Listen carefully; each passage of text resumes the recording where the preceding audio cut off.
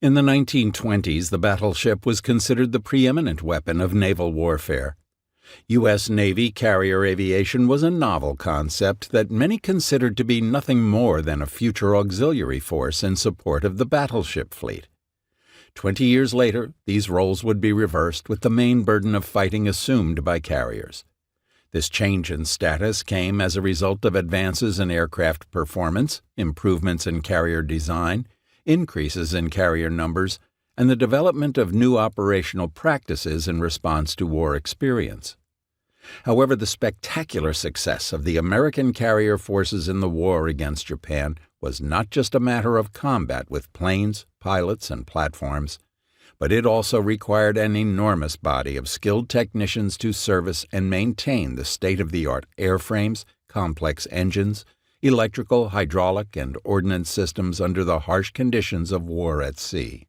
The practicability of the carrier formations that were the cutting edge of the U.S. Navy's strike capability rested upon the labor of enlisted aircraft technicians.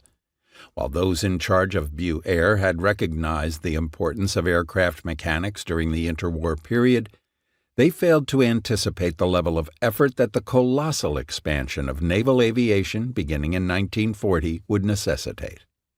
A growth in skilled service personnel like never before would be required.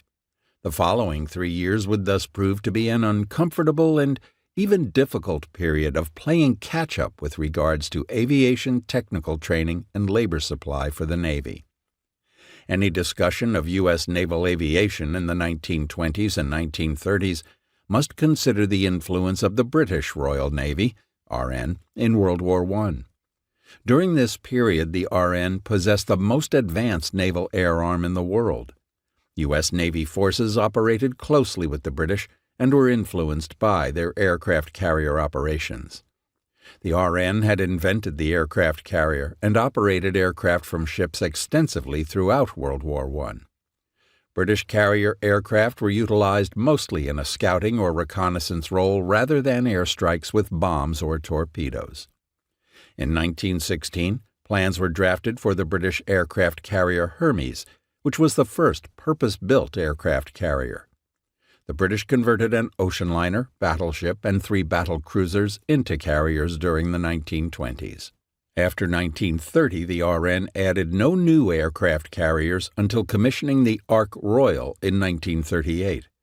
None of the 6 operable British carriers at that time carried more than 48 aircraft. The United States would not challenge the RN's number of aircraft carriers at sea until the end of the interwar period. However, the U.S. Navy carrier fleet substituted lethality and strike capability for its lack of quantity. The larger American carriers built after the Washington Naval Conference maximized the number of airplanes on board, never dropping below 72. This held true until the Navy began building smaller escort and light carriers on the eve of World War II, which typically deployed with an average of 30 airplanes.